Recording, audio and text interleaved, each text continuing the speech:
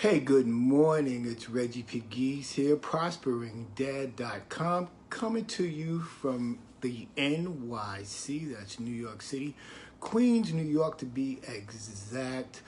And it's Wednesday, and I wanted to wish you guys a wonderful Wednesday. And as always, we're continuing with our You Are Worthy series. And as you can see in the title, today we're going to talk about you must believe what you say. You must believe what you say. So, as always, if you're watching me on YouTube, this started off as a Facebook Live.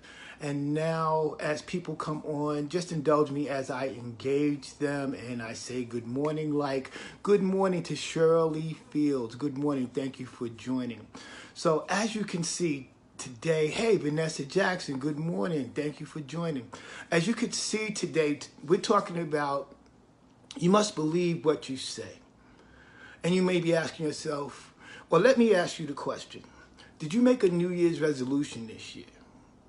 Did you make some promises to yourself that you started off at the new year, and now that we're approaching the end of the month, you may not have continued those, or you've not followed through on your resolutions or affirmations or whatever it is? So today what we're going to do, we're going to talk about how do we address those things and how we are going to put things in place to help us keep our commitment. So the first thing is, when it comes to to believe in what you say, you must keep your word to yourself. You got to keep your promises to yourself. Now, many times we make promises to other people. We do a lot of soul searching and we reach out, we want to help other people, but we forget that if we're not well, if we're not healthy spiritually, physically, and emotionally, we're little to no use to anyone else. So the first thing that you got to do in believing what you say is you got to keep your word to yourself. You got to keep the promises that you make to yourself. And how do we do that? Well, one suggestion that I might offer is in my own personal space, I use index cards to write down what it is my goals are, what my dreams are, whatever it is that I want to keep to the forefront of my mind. I put it on index cards and I put it in places that I frequent within my house. Generally in my sleeping area. If you saw my bedroom, my wall has index cards. I have index cards on my vanity. On my dresser. I have a whiteboard. And the reason for this is visualization. If you caught the video I did on Monday, visualization is extremely important. The more that you see it, the more it impresses upon your subconscious mind. So you want to keep your word to yourself, and you want to help yourself to believe what it is that you say by writing it out. When we write a thing out, it makes it, something magical happens. I always say this all the time. Something magical happens. It transforms. It takes life. So if you put it on index cards, or you write what your goal might be, or what it is that you want to keep your word about on something that you can carry around, and the reason why I like using index cards is because you can carry them around in your pocket. You can use them in a way where you can always keep it in front of you. When I decided that I really wanted to leave my job, one of the things that I did, I wrote, affirmations and different things, motivational things that for me to keep me focused on what it was that I wanted to accomplish, and I posted it inside my locker. So every time I went into my locker, I would open up my locker, and the first thing I would see would be the quotes or the promise that I made to myself for the goal that I wanted to accomplish. So you want to keep your word to yourself. You got to keep your promises to yourself. A lot of us, like I said, we've made New Year's affirmations, and I don't make affirmations, I set goals, but we made these affirmations, and it's near the end of the month now, and a lot of us have not kept those affirmations or goals or promises to ourselves because we did not write them down. We did not keep them visually in front of ourselves as a reminder to keep our promise to ourselves. The next thing that you need to do to believe what you say, to help you believe what you say, is You got to mix the right emotions behind, what the heck? Hold on one second.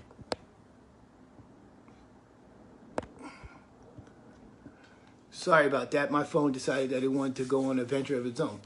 I'm sorry. But the next thing, the next point that we want to bring out, we want to talk about is you want to make sure that you mix the right emotions behind what it is that you say that you want to believe in, the thing that you want to accomplish, the goal, what we don't understand. Napoleon Hill wrote about this, that the right emotion, generally the right desire, mixed behind the right idea, gives you the faith to accomplish it. So you want to mix the right emotion. You know, love is one of the strongest emotions that we have. Sex is also one of the strongest emotions that we have. But you gotta be in control of your emotions. You have to be very aware of yourself. You have to be very enlightened about what it is that you want to accomplish, and mix the right emotion, generally and preferably desire, the right desire. If you want to go and you want to, let's say, lose weight, okay, you got to get the right emotions behind it. Now, emotions and feelings are very closely tied together. When you feel about a certain thing, that's what feelings are mostly one of the things that prevent us from achieving greatness, because we do things based on what we feel or how we feel. But when we put good morning, Ana Sanchez, good morning, good to see you. When we connect the right emotion, and understand there's a difference between emotions and feelings. When we connect the right emotion behind what it is that we're trying to do, it gives us that motivation, that thing that we need to get up each and every day in spite of what the circumstances may be, to continue to press forward toward the goal, to do the thing that we want to do. So you want to put the right emotions behind what it is that you say. You want to put the right emotions behind it. You want to be able to, on those days when you don't feel like it, that right emotion will get you up each and every day. It'll motivate you to do what you need to do in spite of what may be going on around you. And I want you to understand this. Whatever it is that you desire, whatever it is that you say, you already have it. Good morning, Sam Cooper. Good morning. Thank you for joining. You already have it. You already have it in your possession. You already have it.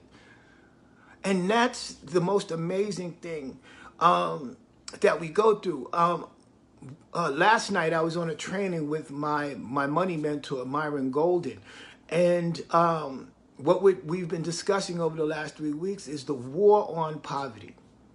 The war on poverty. Now, you've heard it many times, different things, the war on poverty, the war on drugs, the war on this, the war on that. But in our training last night, and what we've been talking about in the subsequent weeks, is that whatever war you're fighting, whether you're fighting a war with your health, whether you're fighting a war with your finances, whether you're fighting a war with your family, or in the relationships that you're in, or your job that you're on, that war begins in your mind. And that's what we've been talking about in this You Are Worthy series. We have to control our thought process, because, as I said before, it is statistically proven that we have anywhere from 50,000 to 70,000 internal conversations within ourselves each and every day. But 80% of those conversations are negative. And it's not just negative towards you. You might be having an internal thought about another person that you might see, and your thought process is negative. Or you might be thinking about a situation that you're in and it's negative. And 80%, it's definitely more than half. We can all agree on that. But 80%, if 80% of your thought process, internal conversation is negative, that's extreme. But you can control that. You can become aware and be more sensitive to yourself in developing self-mastery, to understand that you control you. You have to work from the inside out, not from the outside in. You control you. You control your thought processes. You control what comes out of your mouth. You control and determine the outcomes that you'll have in your life. As we've established, anything that you can visualize right now in this very moment that's around you, physically, emotionally, financially, are the results of the thoughts that we have. So you can control that. But the flip side to this is anything and everything that you desire, you're already in possession of. You just haven't applied the principles or positioned yourself to create the manifestation, to bring it from the supernatural into the natural so you can experience it and experience the manifestation. So as we recap again, you got to believe, you must believe what you say. If nobody else believes it, doesn't really matter. But you got to believe what you say. You have to believe what you say about you. Keep your word to yourself. Make sure whatever promises that you make to yourself, that you keep it. You keep it to yourself. It's not up to your spouse, your children, your friend, your job, your husband, your girlfriend, your kids, your children. I don't use the word kids anymore. Kid is a goat. Your children, your family, whatever it is, it's important that you keep your word to yourself. Be sure to mix the proper emotion behind what it is that you say that you desire. You know, desire is a strong emotion. I suggest if you haven't read it, take time out to read Napoleon Hill, Think and Grow Rich. You can also get the audiobook on YouTube, Think and Grow Rich, and sit down and listen to it. Take notes. Be able to study. Good morning. It's my cousin Stephanie. How are you doing, Stephanie? Thank you for joining. You're going to have to watch the rebroadcast, honey. As I was saying, you know, read the book Think and Grow Rich, and it will open up windows in your life that you probably could never have imagined. And if you don't like reading, everybody learns differently. If reading is not necessarily your forte, which it should be for all of us, you can get the audiobook on YouTube. Okay, you can go to YouTube and you can download, or you can just listen to Napoleon Hill, Think and Grow Rich there. And whatever it is that you want, whatever it is that you desire. Hey, Larcinia, good morning, good morning, good morning. You're going to have to catch the replay, darling. Whatever it is that you desire. Good morning, Chris Smith. Good morning. Whatever it is that you desire, whatever it is that you want, you already are in possession of it. You just have to apply the principles that are necessary to create the manifestation in your life. So on that note, go over to my YouTube channel, Hollis205 on YouTube, and like this video, or like any video that you may watch over there. And if you're not a subscriber, hit the subscription button so whenever I upload new videos, you'll be the first to know.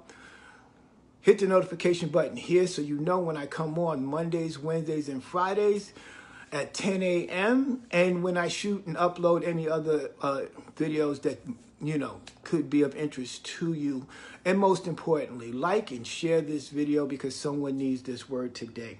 As always, you are worthy. You are worthy to have the life that you design. You are worthy to have the outcomes that you desire.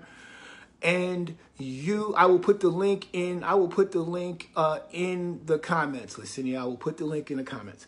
But you are worthy to have the outcomes that you want to have in life. You design your life. You are the orchestrator of your own life. You have the ability and the power to do whatever it is you want in this lifetime by applying the principles, universal principles, biblical principles, whatever works for you, in a manner that best serves you and all those around you. On that note, I want you guys to have a wonderful Wednesday. I look forward to talking to you on Friday. Again, make sure that you hit the notification button here so you know when I come on. Like and share this video because somebody needs this word today. And as always, I want you to know that you are worthy. May God continue to bless you, and I will see you on Friday.